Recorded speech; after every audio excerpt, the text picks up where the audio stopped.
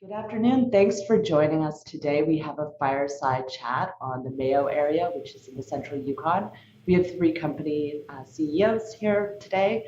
Tara Christie from Banyan Gold, John McConnell, CEO of Victoria Gold, and Clint Nauman, CEO of Alexco. Sorry, Clint, if I butchered your last name. Welcome everyone. Thanks for participating. As always, parts of this will contain forward-looking statements, so if you'd like to know more about those, you can find them on each company's disclosure on their website. And there will be a significant Q&A portion, so audience participants, feel free to enter a Q&A in the Q&A box at the bottom of your screen, or you can email them to me as well. With that out of the way, I thought we would start things off with just a brief overview of each company so we can all get to know the area a little bit better. Tara, do you want to start and give us an overview of Banyan? Sure. Thank you, Deborah. Banyan Gold, we're an advanced exploration company. We have an existing resource of 900,000 ounces at 0.54. We're right adjacent to these two miners, Alexco and Victoria Gold in Mayo's mining district of the Yukon. It's an area with fabulous infrastructure, roads, power, and additionally, thanks to both the companies for putting in additional infrastructure in the area. We're into a great drill season for Banyan this year. We've already drilled almost 10,000 meters as of today and 45 holes of our roughly 20,000 meter plan program. So, you think of the Yukon and you think of, short summer seasons. Well, we started in February and we drilled to December last year. So we're really a year-round exploration story, which makes us pretty unique.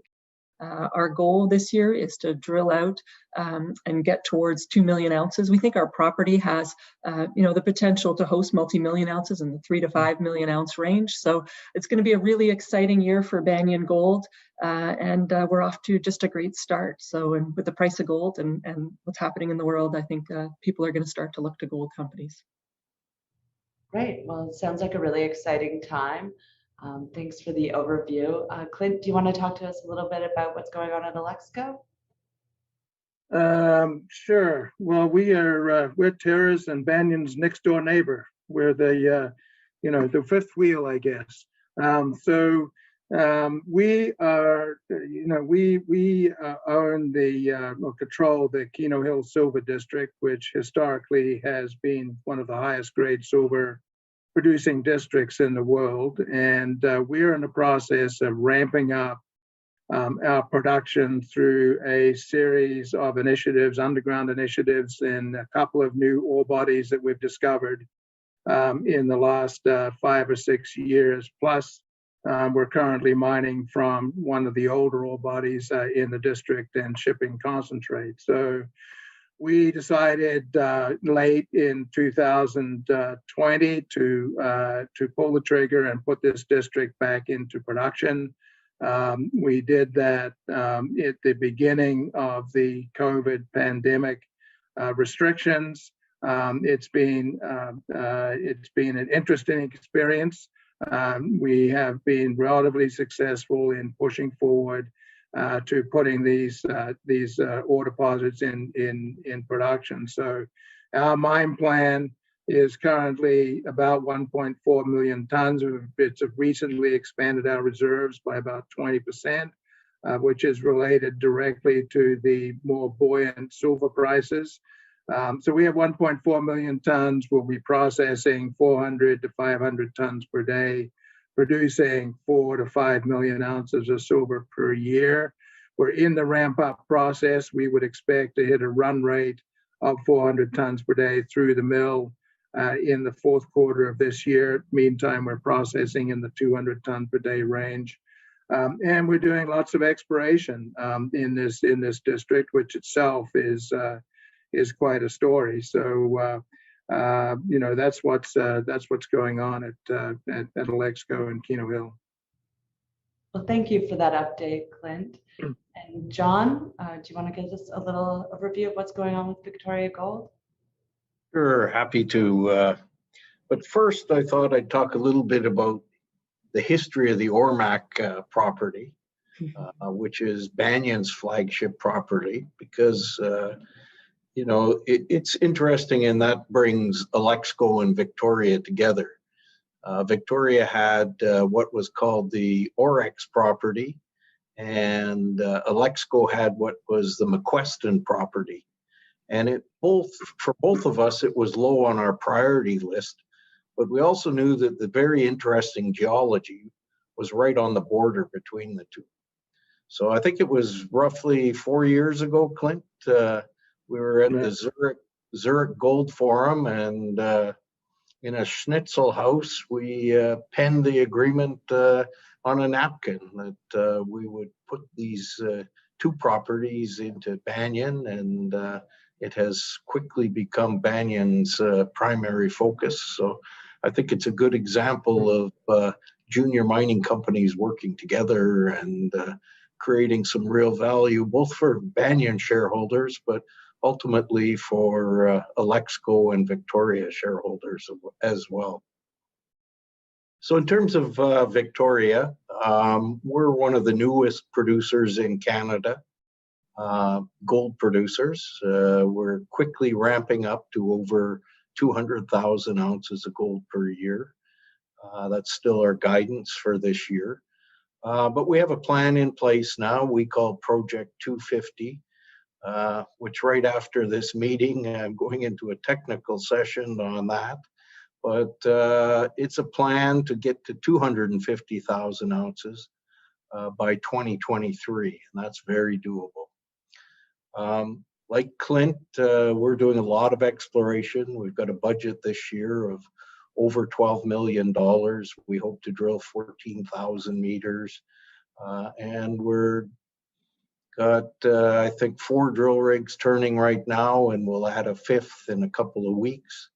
And we're going to look at Raven, Lynx, Eagle at depth, and a silver area called Rex Peso. So big year on the exploration side for us as well.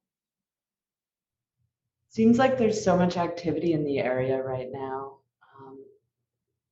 Maybe you want to speak to that, what's changed over the last little while, and how you're finding the exploration there. Tara, do you want to start? Sure. Well, Victoria Gold and Alexco, getting their operations underway has been really important for bringing attention to the district. The fact that you can permit mines, both Alexco and Victoria Gold were permitted in recent years, and then financing and building them in the Yukon is a real testament that it's a jurisdiction where you can actually operate. And despite COVID, that's been also remarkable. But the other thing is that this is really a new metallogenetic district. I believe that this area is going to be a major mining district, and you need one mine to get started to really get people to start to believe that. And just with the exploration in the area, and it really is a prolific gold and silver district, and 2 ages of mineralization between what we're seeing. The gold mineralization at Ormac and Victoria Gold is really similar age. And then later came Alexco silver mineralization, but it's still very underexplored. And the fact that we're drilling right beside the highway, like right beside the highway, right beside the power line, and have such amazing infrastructure, and that's still sitting there. And I'm glad our project was non-core to both Alexco and Victoria, because that's the reason why it's there. But the Yukon has lots of places that are underexplored. You look at the land package at Victoria Gold and Alexco, and tremendous mineral potential on it. And I know, Clint, this is one of your favorite topics. Yeah, so I can sort of pick up from that and sort of try and paint a more regional picture. And that I think that the mining business generally underappreciates the mineral wealth that resides in this part of central Yukon. I mean, you've got 3 players here, and John, just in his reserves has more than 3 million ounces of gold. Sorry, John, 3 million ounces of gold, which in itself is a significant ore deposit. And Tara, is only just getting started and is already sneaking up on 1 million ounces. Alexco is sitting on 100 million ounces of silver in all categories, in the district, and 74 million of those are in the indicated categories. We at Alexco have taken, because of the complexity of the interrelated geology and ore deposits in this district, we've taken more of a technical approach. And the result of that is that we have published a map through the Yukon Geological Survey of the work that has been done in the Keno Hill Silver District. So it covers, maybe 30 kilometers by 20 kilometers of area, specifically for the area that Alexco is working in. But the conclusions and results of that work have application district-wide in this area. So the rocks the underlying rocks themselves in this district are quite productive through the Yukon and across the north flank of the Alaska Range. It's a very extensive group of rocks into which some of these more productive intrusives have been intruded. And we know from the work that we have done that the gold mineralization that Tara and John is talking about has about a 93 million year age. We know at Keno Hill that mineralization period either continued or was episodic all the way up through about 70 million years. So there's a 20 million year period there. Mm-hmm. There was enough thermal activity to drive fluid activity in the district to deposit these metals. And better than that, you have indications at both Victoria and at Banyan and at Alexco that there's some connection between these different mineralizing periods. And we've focused on that. And I think that the industry in general needs to be viewing this portion of the Yukon in a more comprehensive manner rather than project by project.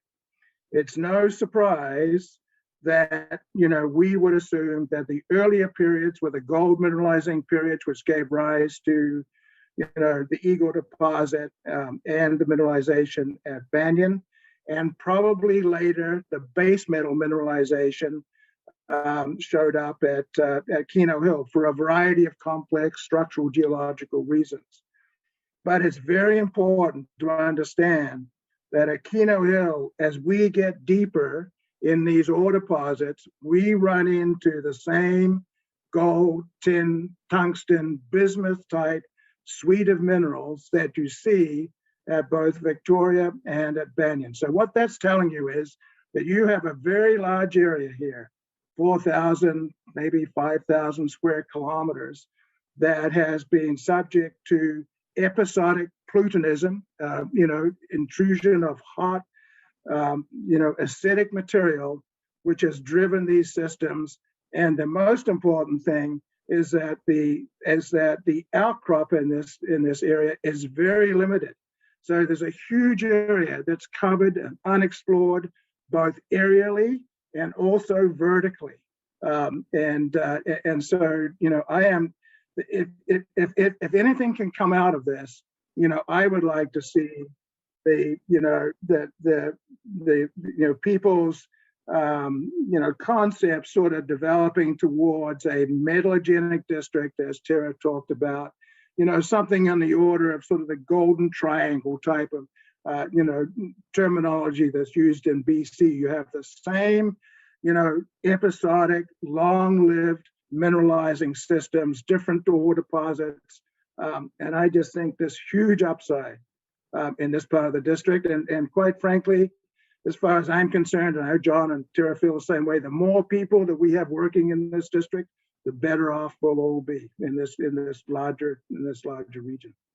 So I mean, that's my pitch. I think it's a very compelling story.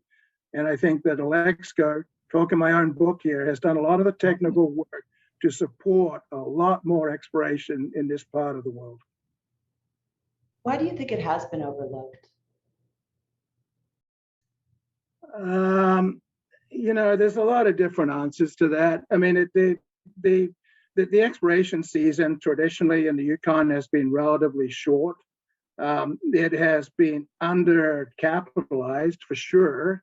I mean, there's no reason in these rocks that are, in this district, which are very prolific in other same age type of mineralization, very prolific in other, adjacent areas, Alaska, British Columbia. There's no reason that, with the same type of exploration expenditures that have been incurred in those areas, if they were incurred in the Yukon, no question there'd be additional discoveries. No question at all, in my view. So it's undercapitalized. Well, and for Banyan with Ormac and McQuestion, prior to Victoria Gold and Alexco, the land package was even more fractured. It took Victoria Gold and Alexco to accumulate the two sides of the property, if you want to describe it like that. But some of the claims on the McQuestion side, one of them is dated from 1901. So there was gold known about from that time on surface, but one or two claims or small patches of claims, particularly when people knew the mineralization crossed claim boundaries, prohibited people from putting the package together. So there's a lot of stories where you need to consolidate the land package before you can really advance a project. And when we got it, there were like 37 rock types, and there's been 6 different geologists that called the same rocks different times. And it really took getting all that old core, re-logging it, reinterpreting it, finding a way to develop the geological model that we developed, and then testing it, and then refining the geological model. And it took us from summer of 2017 through to 2019 to really understand the geological model. And then we went out in the fall of 2019 and drilled it out, and it worked. Our geological model continues to guide us really strongly, but you have to do that real basic, go back and look at the rocks and try and find the core as it is, because there's no outcrop, as Clint said. That's one of the really interesting things about this district is, you have to drill. There are some geophysical techniques that can give you some ideas, but without outcrop, it is so difficult. And that's hindered lots of people, because that does take more money than being able to find outcrop. That's interesting. John, did you want to add anything into the conversation? I think that's good. I think Clint's point is well taken. We certainly would like to see 20 more companies working in the area, because the area certainly has great potential, and we've got more to do with our own individual properties than we can handle ourselves. So we welcome others into the district. Let's talk about some of the other players in the area. Who else is operating in the region?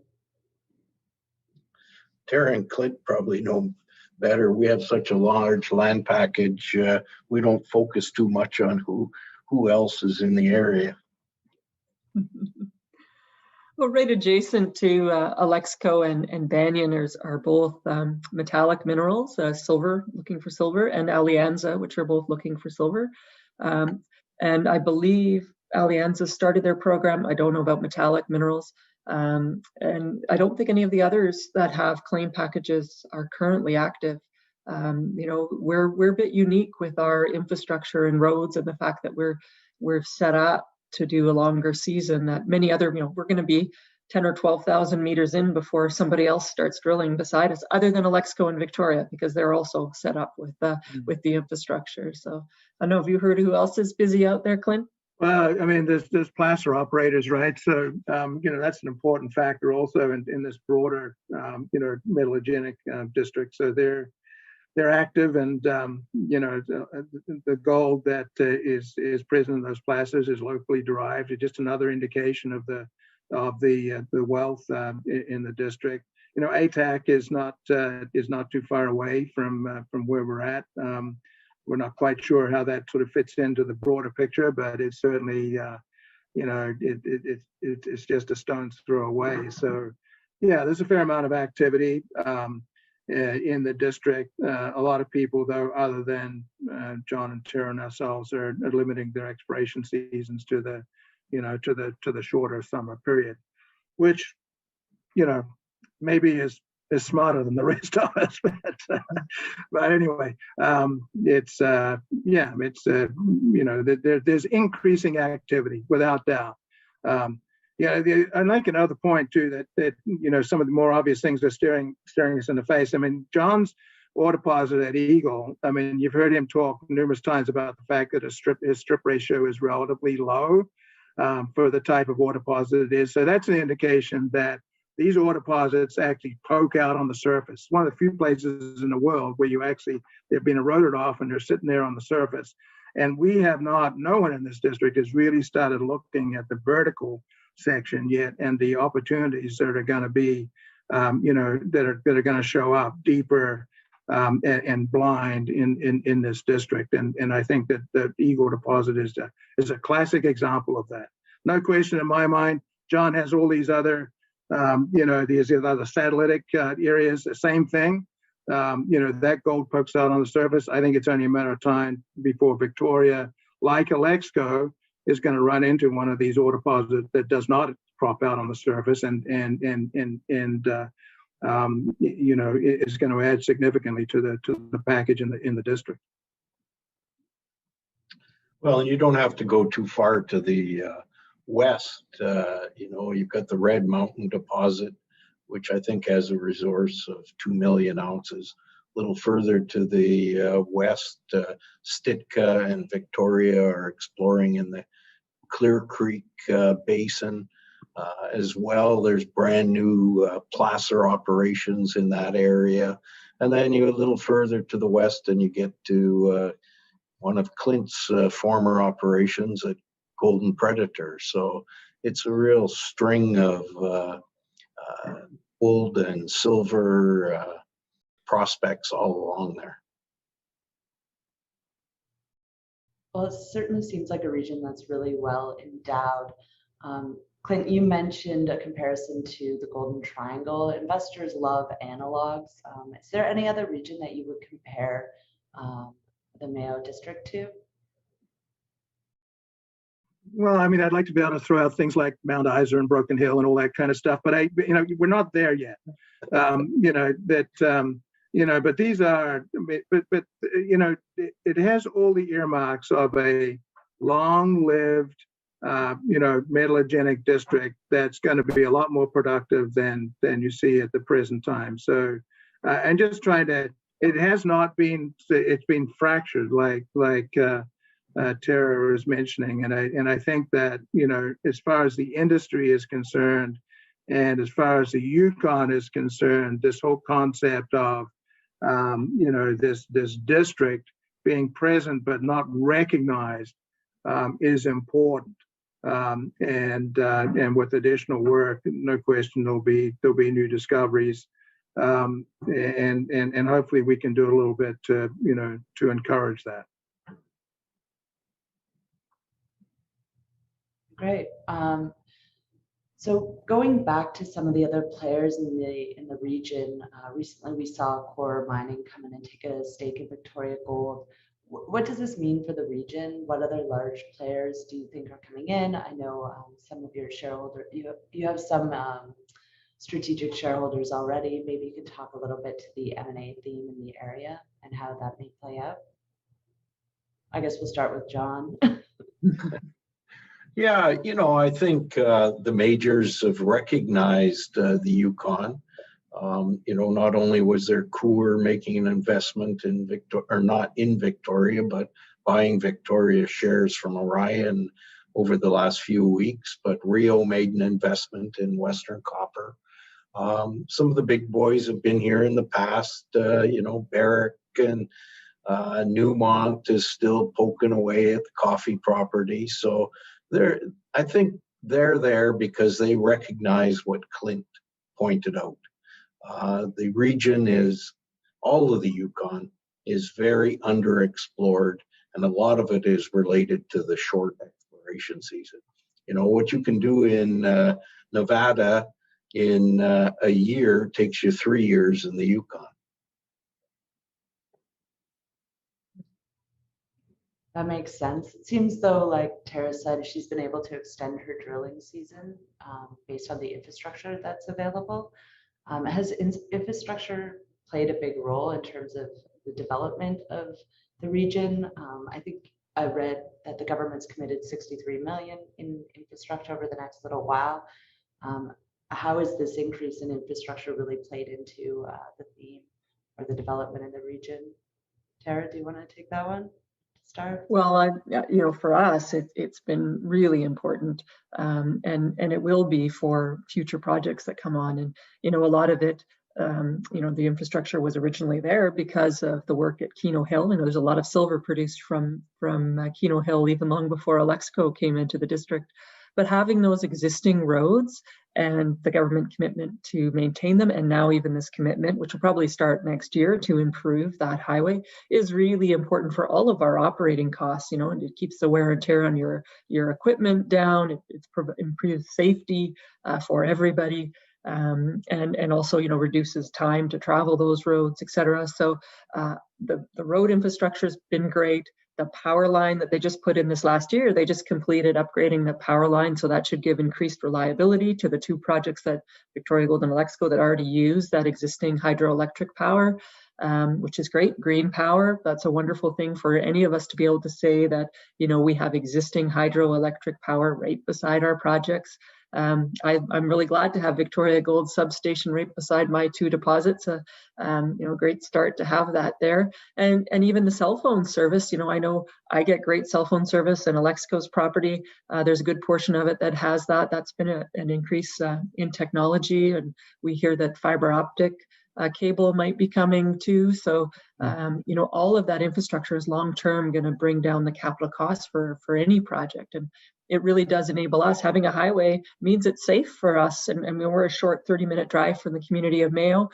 So, that's safe for us to actually be operating in the spring and the fall when it's colder weather.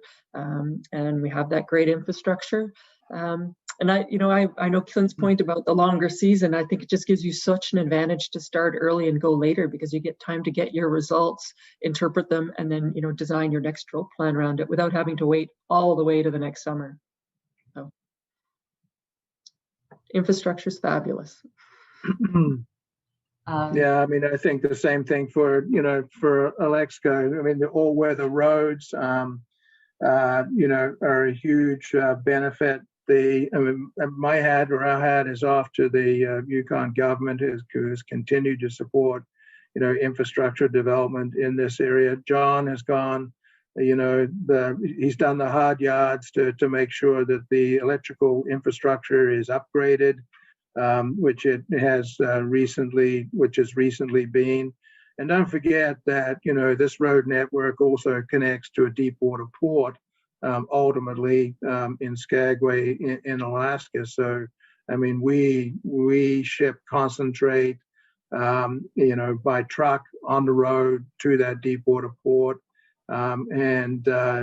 Without that infrastructure and maintenance on that system, it wouldn't be nearly as easy as it is. And I think at the end of the day, it comes down to unit costs. Projects in the Yukon are every bit as competitive on a unit cost basis, whatever metric you want to use, with any project in the world. And the reason for that is because that infrastructure is in place. We're not burning diesel to generate, power unless it's, extraordinary circumstances. We all have backup, systems in place. The temperature and climate, in the district is such that, a lot of mines in this part of the world can actually operate more efficiently in the winter than they do in the summer.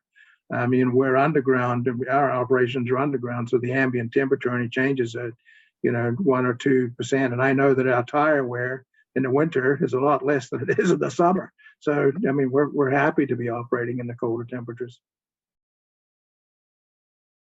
We all thank the Yukon government, but the power upgrade was actually made available by funding from the federal government, and kudos to our Yukon MP, Larry Bagnall, for making that happen. That's great. Keeping on sort of a government theme, I have an audience question. I will encourage anyone to to participate and input some questions. So just talking about permitting in the region, it seems that Alexco took a long time getting their water permits. Are there some regional regulatory barriers compared to other areas? Maybe we could start with you, Clint, and then we can just open. Be nice, Clint. Well, I mean, listen, the rules are well set, and they haven't changed for a long period of time, you know, through the environmental assessment and water licensing process in the Yukon. And to be fair, the Yukon government recognizes that, you know, some of these, you know, protracted, you know, periods that they have in terms of consideration and award of those authorizations is something that needs to be addressed. And they have been, you know, pretty active in trying to understand, you know, how to improve and to streamline that permitting process. So yeah, it takes it, you know, what we used to be able to do in, you know, 18 months or 2 years now takes, you know, 3 or more years, and nothing's changed in terms of the rules or the requirements or the qualifications or anything else. It's just a much more involved process at the review and, you know, at the review period. And there's a lot more traffic, you know, people looking for permits going into that system. So it's a, you know, there's a bottleneck there. And so it is slow, but it's methodical.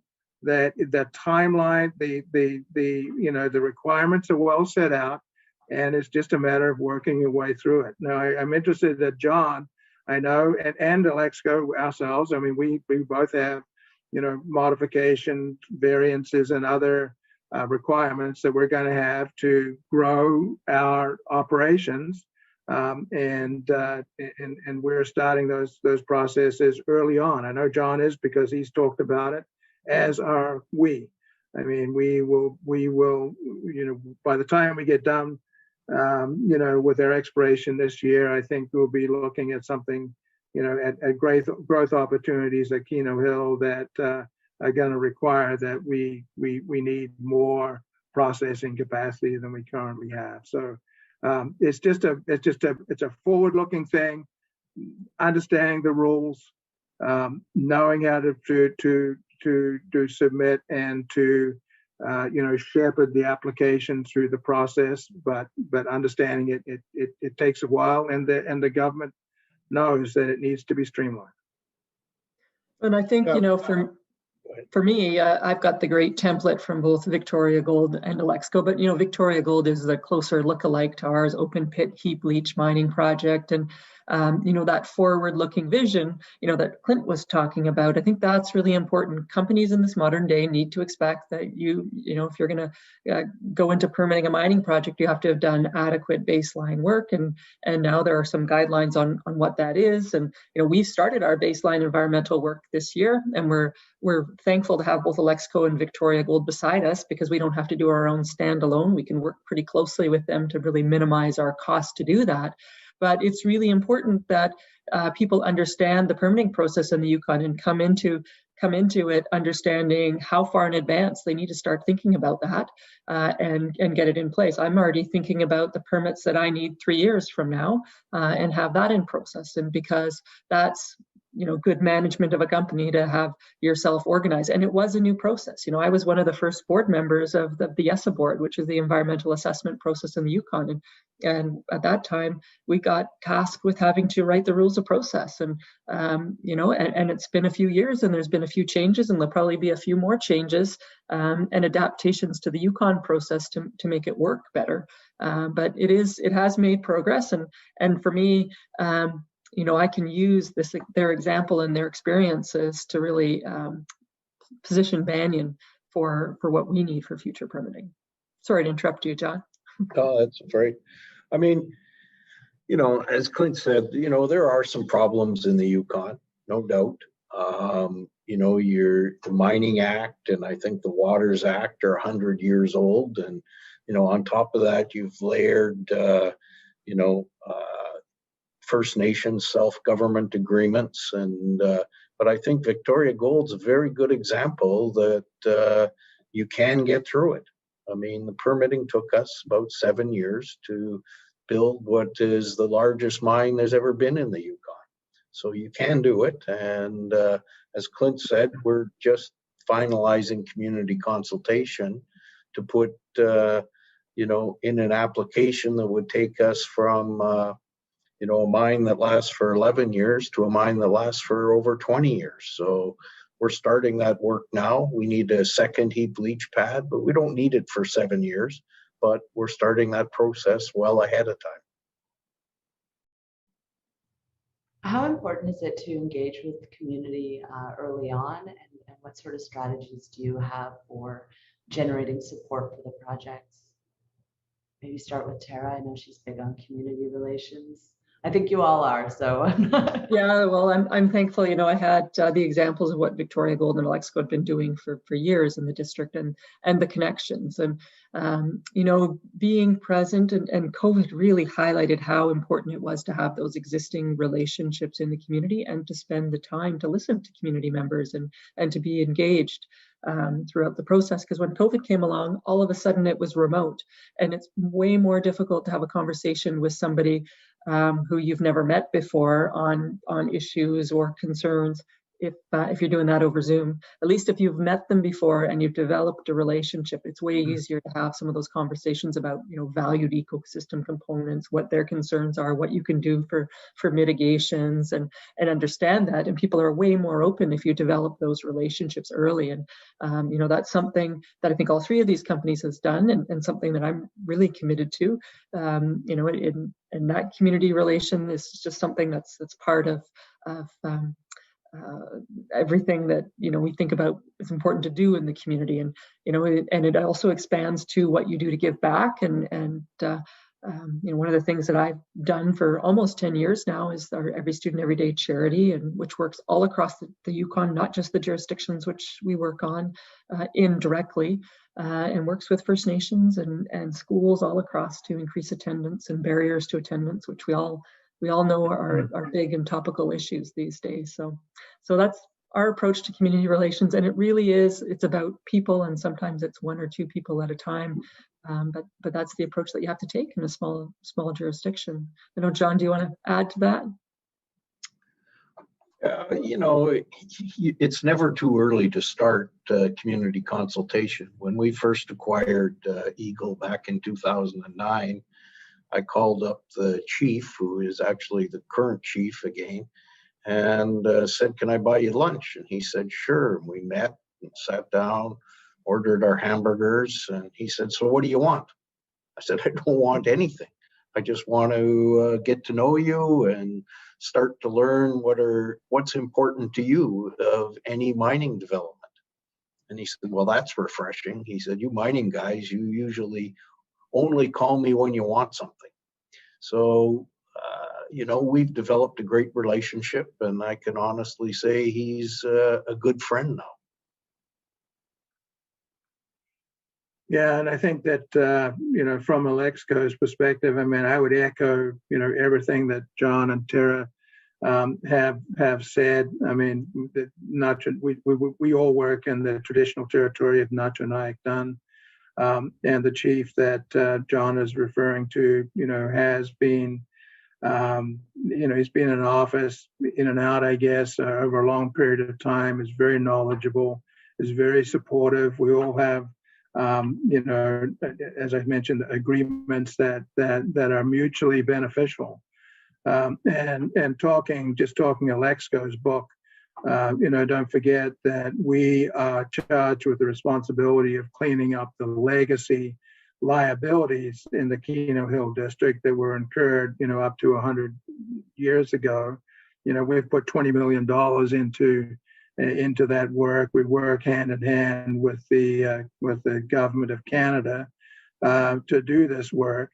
But the most important thing is that this work, and through the Alexco's background in the environmental business, we have reduced the metal load in the water in that district by more than 90%, and we don't even have the final build out on all of the facilities that are going to be built for the long term in the district to ensure that the environment is not is not impaired, but is significantly improved from where it is. And when it comes to First Nations, that is important, given that there's a fair amount of wildlife in the district that is, consuming and processing that water and vegetation, around these legacy contaminated areas. So it's important work, and we work hand in hand with First Nations doing that. I think everybody is making a significant effort to bring this project to fruition here. So it's a good relationship,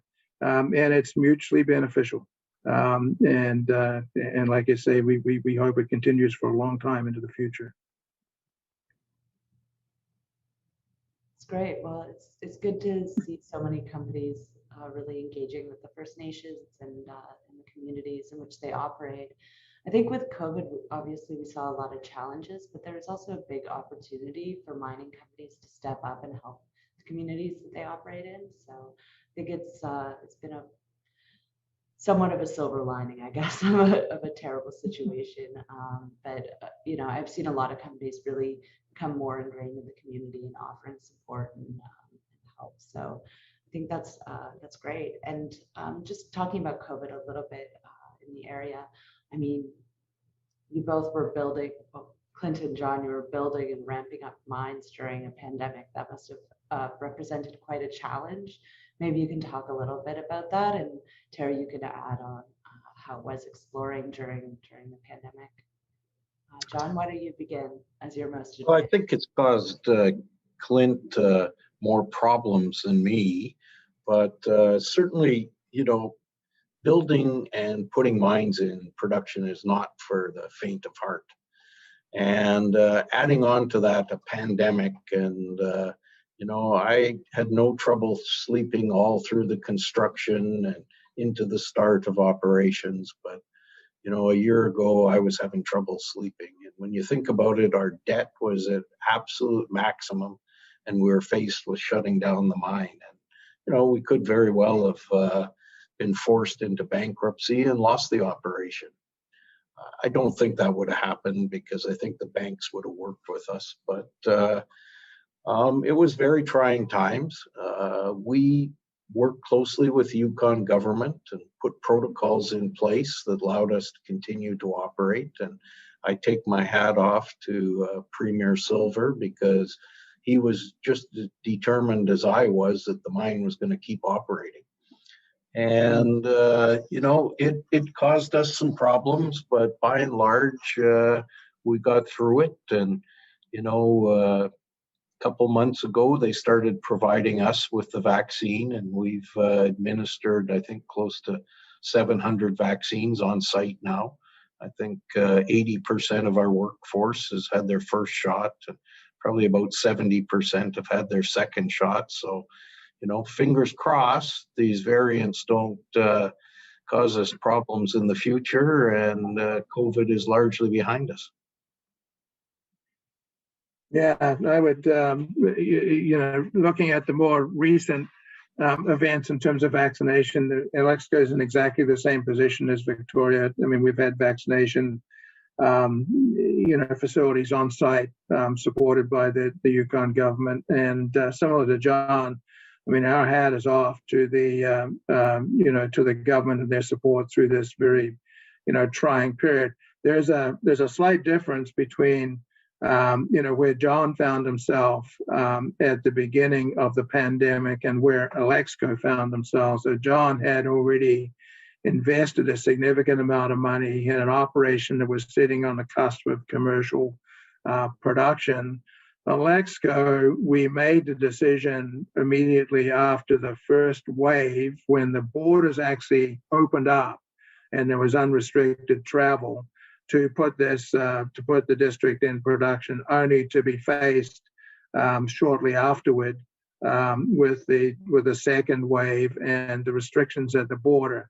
And given that we only had like 20, 30 employees, and we needed to grow to 130 plus get these underground operations going, that posed quite a challenge. And the result at Alexco is that our ramp-up period has been extended by 3 to 5 months.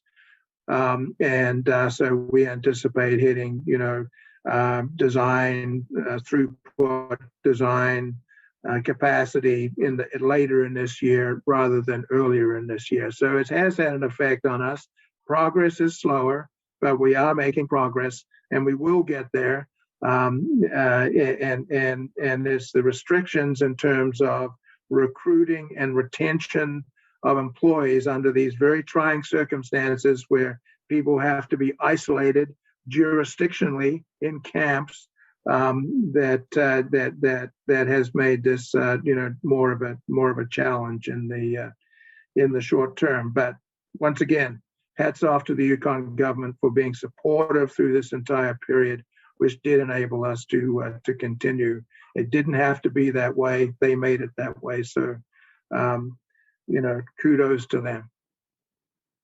And for us, very similar, we could take a lead from Victoria Gold. We were able to start with our crews going up and self-isolating in May of last year, and then going out to site and started drilling in June, which really gave us quite an advantage. We got 10,000 meters drilled with just one drill, but we were limited last year because we really tried to have such a small crew during all of that. We just had one drill and kept going. We were very thin on people because of that concern of just wanting to limit your number of people.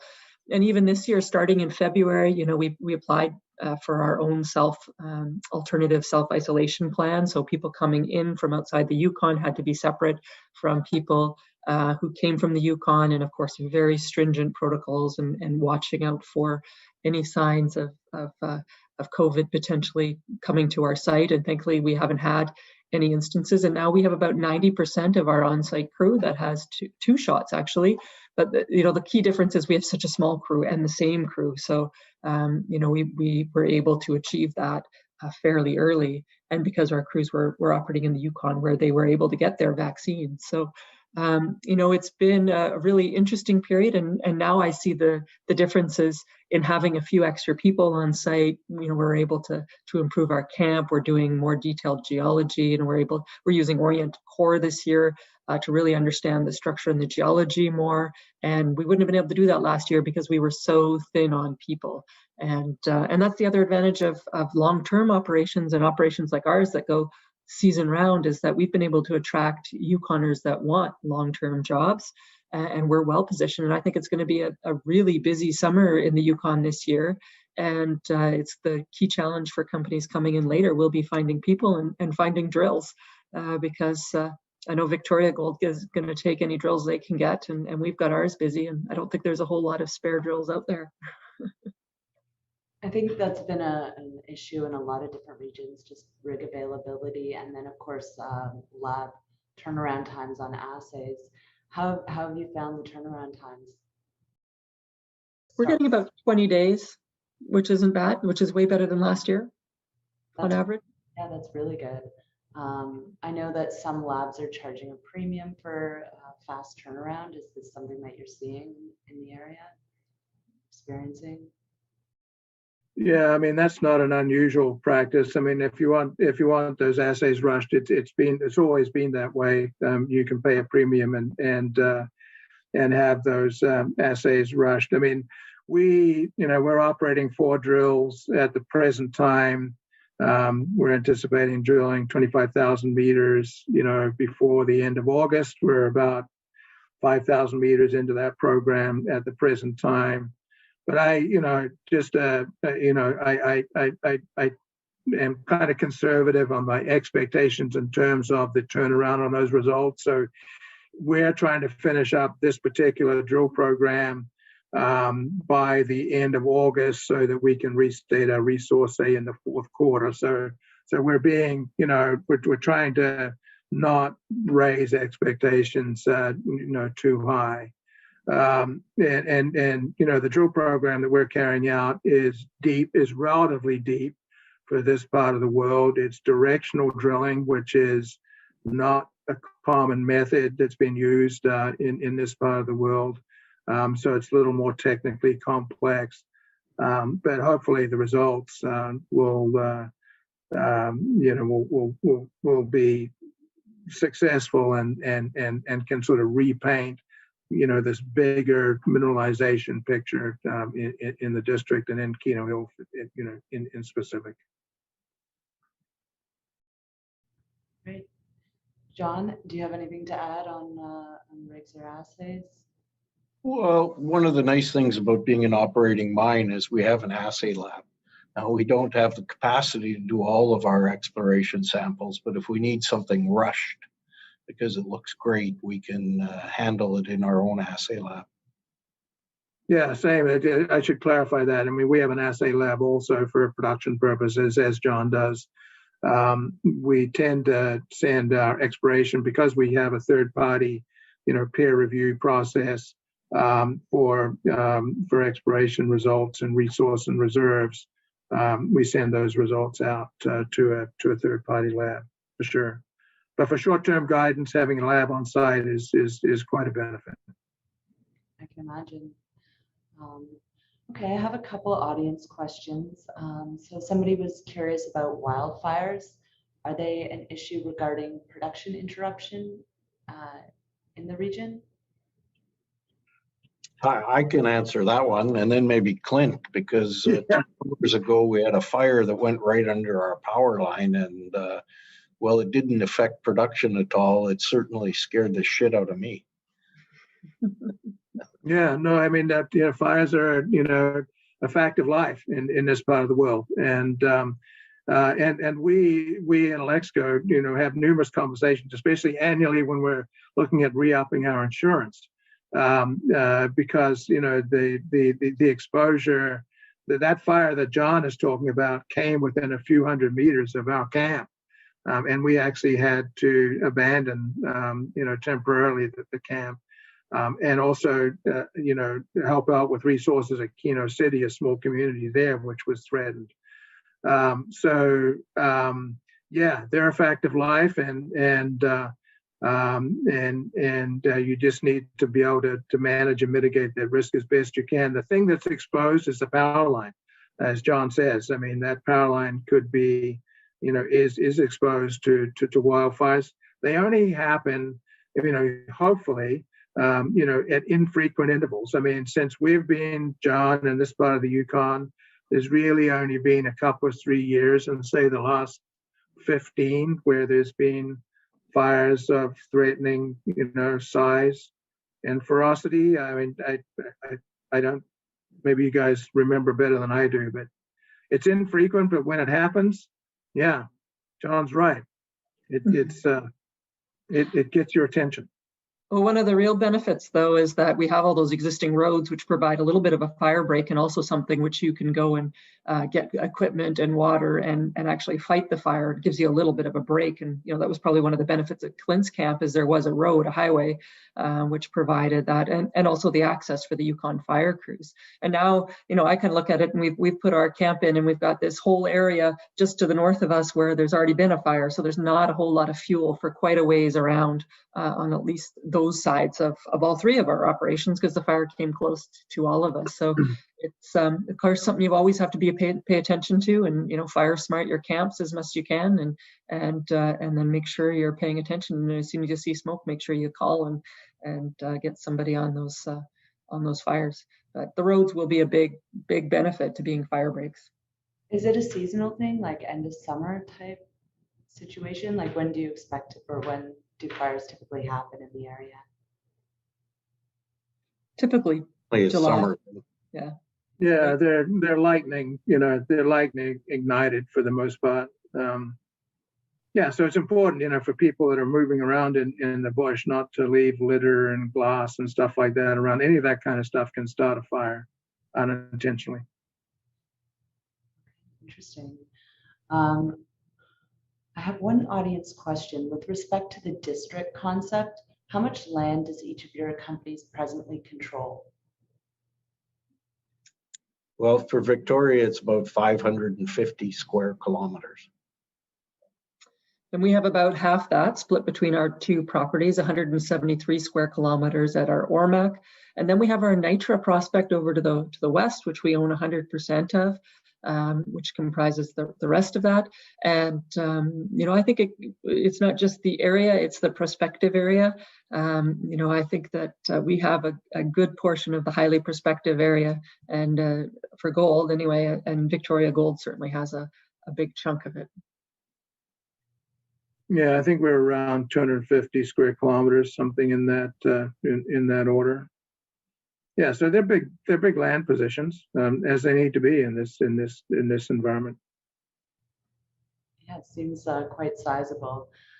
I have a few company-specific questions, but before we move on to those, I just wanted to check and see if I missed anything thematic that you wanted to cover today. No? I'm good. Okay. All right, so I had an audience question just asking what each company's main focus or activity is right now. John, maybe you want to start? Well, clearly our primary focus is getting Eagle to full run rate and then expand to 250,000 ounces per year. And, our exploration is seasonal, so we have a big exploration program that got started a few weeks ago and will run through till October. Yeah, and then from Alexico's perspective, I mean, we're very focused on development at our two major ore deposits, Flame and Moth and Birmingham, and reaching a point where we have sufficient or numerous, I guess, mining faces available to pull ore from in the fourth quarter of this year, which will enable us to be processing comfortably 400 tons per day through the mill at a run rate of 4 million ounces of silver per year plus of course the lead and zinc. And we have a very quite an exploration program underway that I've talked about. This is the deeper portions of this Birmingham deposit, which already has 40 million ounces in it in all categories, and this new discovery, which is deeper, which we're hoping, we're going to see results from that in the third quarter, be able to publish something in the fourth quarter, and like I say, I think it may change the profile of the district as a whole once people understand that some very significant mineralized bodies can be discovered in this district.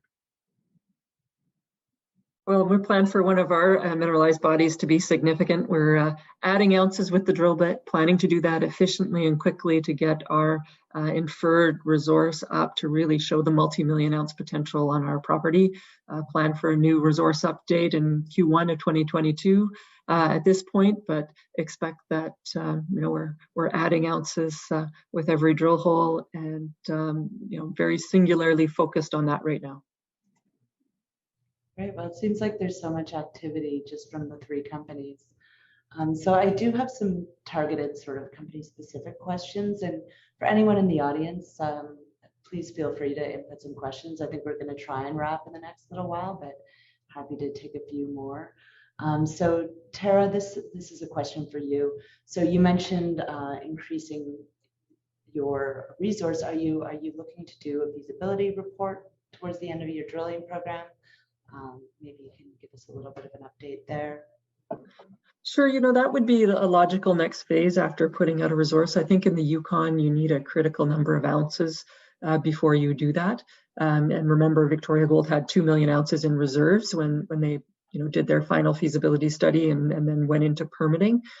So, kind of around that range is probably where we're looking, at least having 2 million ounces in a resource before you start your PEA. But, that will be a logical next step. And the exact timing of that's not quite sure yet. But we have so much existing background information on costs, given that we have two mines recently built beside us, specifically Victoria Gold, that I envision that would be, there's quite a bit of expertise around to help us when we get around to that. Well, it's nice having good neighbors. Yeah. It seems like you all have such a great working relationship, which I'm sure is a big benefit to all three companies. And then I've got a couple questions for you, John. One is asking about Santa Fe, Nevada. I think they just wanted an update on what's going on there. Sure. We spun Santa Fe out into a private company called La Hontan. They're moving forward with an exploration program. We own, I think, probably 65% of Lahontan, but it's in the hands of two great explorers, Brian Mayer and Kimberly Ann Arniston. And, you know, I think at a certain point, they'll take the company public, and it's a great property. But again, similar to Orex, we don't have the capacity to explore it, so put it in the hands of smart people to do the exploration. I think that makes a lot of sense. I've got one more question for you, John. So the original projections of the Eagle Mine projected an all-in sustaining cost of under $1,000 per ounce. Later presentations increased the cost to 12,000 or 1,225. That's a difference on an annual basis of 45 million in net profits, which is substantial. Why is the difference so large? And is there a chance that the cost in the future will be closer to 1,000 per ounce? Sorry, that's a long question. Sure, I've always said the all-in sustaining cost will be less than $1,000 per ounce, but I've also added life of mine. So, you know, we're in the first year of operations. We've got some high sustaining capital costs this year. We're putting in a truck shop, which wasn't part of the original capital, and we're putting in a water treatment plant, which wasn't necessary in the first couple of years of operation. So this is a big sustaining capital year for us, and you know, we haven't got up to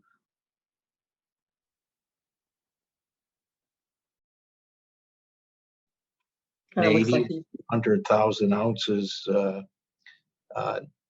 this year, but future years we look to be well over 200, and the overall long-term all-in sustaining costs, I'm still very confident we'll get down below $1,000. Makes sense. And then I had another question just around Core's investment. An audience participation, or participants asking if the company's in play. Do you have any comments around that? I'm sure you. Yeah, I have to be a little bit careful around that, but you know, Coeur did make a 17.8 acquisition of. I keep getting a message that my computer is going to restart, so you may lose me again. But you know, they're now a large shareholder. Orion's also a large shareholder at over 18%. Now, you know, we don't know what Coeur's long-term intentions are, but to ensure we get the highest share price possible for Victoria shareholders, we've done three things. One, we put a shareholder rights plan in place, and that prevents Coeur from going above 20% ownership for a minimum of 6 months. So that gives us time to populate a data room, sign CAs with other interested parties, and run a bit of a process. And then the third thing we've done is, you know, normally in M&A transactions, the shareholders don't get paid for the exploration upside that people see. So we're going to try and identify that. And that's why we have such a large exploration program this year. As I said, we've got 4 drills turning now. We'll go to 5 here shortly. And we're looking for a 6th drill right now so that we can drill all of the most promising targets on that large 550 square kilometer property we have. Great. Well, that's a very thorough answer. Thank you. Clint, I don't want you to feel left out. I got one for you. How is the mill operating in Alexco? Are all the bugs worked out? Yeah, I mean, the mill's been operating extremely well. We went through a period starting up where our makeup water chemistry wasn't to the standard that we expected. It was pretty typical of a startup, but once we got that straightened out, the performance in the mill has been as good, if not better, than ever. I mean, I think that our silver recoveries are 93, 94%, and nearly 90% of our silver is reporting to the lead concentrate, which is being shipped, through Skagway. So, it's a premium product, even though it's only at 5,000, 6,000 grams per ton silver at the present time. Once we get these next two ore bodies online, the silver content in our lead concentrate is going to be 15, 16,000 grams per ton silver. So it's a premium product on the market. The mill modifications that we've made are going to ensure that that a quality product is produced from that mill, and all the indications right now is that all those modifications that we've made are working extremely well and as expected. So yeah, the processing of all of the speed bumps that John talks about in terms of building and ramping up an operation, the mill, thankfully at Alexco is I wouldn't say the least of our worries, but has certainly been a very smooth process. Well, that's great to hear. And I think that you're the only domestic pure play silver producer. Is that correct? Yeah, well, I mean, it's better or worse than that, depending upon how you look at it. As a primary silver producer, yeah, there's not too many of us left. I hate to say a dying breed, but yeah, a lot of the other primary silver producers in the world have diversified into gold and to other metals, such that their percentage of revenues driven by silver are less than 50%. So at Alexco, it's close to 80% in our new mine plan, and so that's certainly one off. And to have a primary silver producer with the types of grades that you're dealing with in a tier 1 jurisdiction like the Yukon is certainly an anomaly in the silver world. Mm-hmm. Well, I think that being in a stable, safe jurisdiction is certainly going to play out well for you in terms of a multiple. Exactly. Yeah. I think I see a couple more questions in here. Tara, I think there's one about are you sufficiently capitalized for your current and upcoming drill programs? We are right now. We've planned that 4.5 million allocated for that first phase of drilling, which should get us roughly 20,000 meters of drilling. And we're expecting lots of results coming back. We've only put out 11 holes so far of the 45 that we've drilled so far, and we're about halfway through then at almost 10,000 meters now today. So we'll have lots of news flow to generate some excitement. Like the news flow. Well, I don't see any other questions. If there's no other audience questions, I guess we can start to wrap up. I think it's a really interesting area. I've certainly learned a lot about it working with Tara for the past little while and meeting all of you. It seems like there's definitely a lot of mineral wealth in the region and huge exploration potential. So I think that's really interesting for investors. And I also have to commend the 3 companies and their management teams for how they're developing and progressing things. It seems like corporate responsibility is a huge theme among all of you. So I think that bodes really well for the region, having such strong management teams with the right principles in place. So yeah, I think it's really interesting. Tara, I don't know if you want to add to my summary. It's been great working with you as well. And also, my 2 large shareholders, Alexco and Victoria, they both have over 8% of Banyan and have been very supportive. And, those collaborative relationships have been really important in helping us be able to efficiently execute our programs.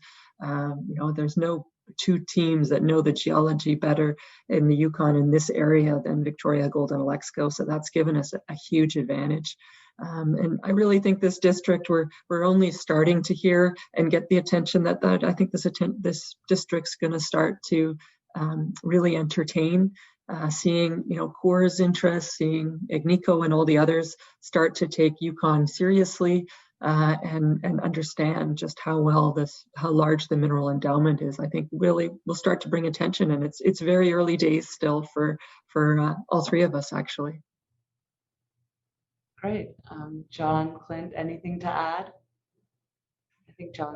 No, I think we've covered. I think we've covered. A lot of issues and topics here reasonably, comprehensively, and hopefully, if anything can come out of this, it's going to attract more interest to this part of the Yukon, and certainly once the pandemic is behind us and travel is easier, then certainly we would welcome anybody to come up and take a look at what we're doing and the progress that we're making and the capital improvements that that are currently underway in this part of the Yukon from all aspects, be it the mine or the infrastructure, whatever. Mm-hmm. Agreed. I think John's frozen. Yeah. I'm just not moving. Do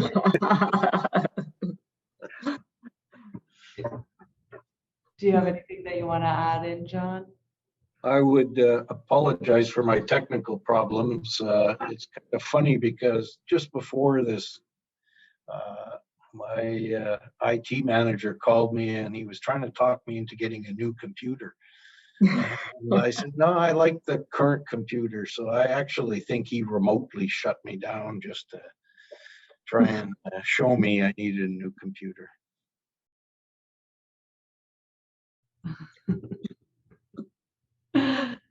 Well, I guess he's gonna get his way, right? You gotta play dirty sometimes. Well, thank you all so much for participating. And yeah, I think Clint, you nailed it. We should do a site visit at some point. It'd be great to get up there. Maybe not during the lightning wildfire season, but I'm just kidding. But yeah, no, I think it'd be great. I've always found seeing something like in person and really experiencing it that way really helps you understand the whole play. So certainly would be interested in being involved in something like that. And thank you for your participation and humoring my questions today. If anyone has any additional questions, feel free to reach out and I'll get those answered for you. And thank you to all the audience for participating and to the management teams. Really appreciate it.